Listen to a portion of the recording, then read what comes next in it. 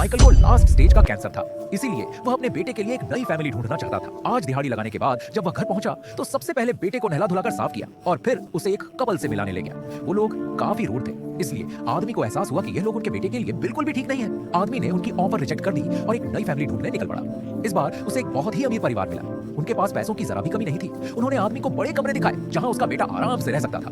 Couple ने उसके बेटे को एक खिलौना भी दिया, मगर वह लोग जितने अमीर थे उससे कहीं ज्यादा कंजूस निकले।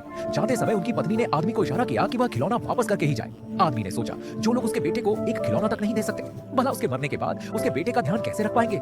इसीलिए आदमी एक और कपल से मिलने गए। आज काफी ढूंढने के बाद उसे एक अच्छी फैमिली मिल गई थी। दोनों बहुत ही अच्छे और समझदार लग रहे थे। उनकी एक बेटी भी थी जो माइकल के बेटे के साथ खेलकर काफी खुश थी।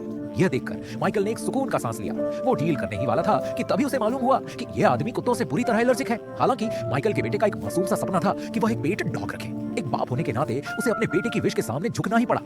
बेटा अक्सर सवाल उठाता कि पापा आप मुझे खुद से दूर क्यों करना चाहते हैं। एक दिन उसके बेटे को गार्डन में एक मरा हुआ कीड़ा मिला। आदमी ने सोचा शायद यही ठीक समय है उसे सच्चाई बताने का।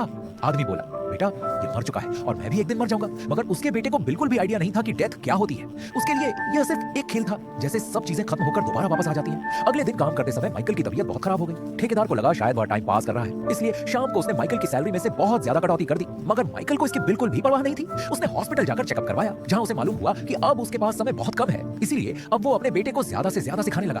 वो उसे कंस्ट्रक्शन वाली जगह पर ले जाता, घर के काम सिखाता और यहाँ तक कि वह बेटे को अपने काम वाली जगह पर भी ले जाता, ताकि उसके जाने के बाद उसका बेटा किसी के आगे हाथ ना फैलाए। अगले दिन वो उसे एक और फैमिली के पास ले गया और सबसे खास बात यह थी कि उनके पास एक पेट डॉग भी था। तभी उनका एक बदतमीज बेटा गालियां देता हुआ आया।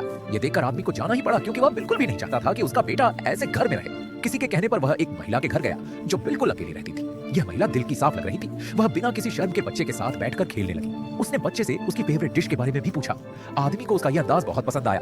अब वो जल्दी से अपनी सारी संपत्ति उस महिला के नाम करना चाहता था, ताकि वो माइकल के बाद उसके बेटे की अच्छे से देखभाल कर सके।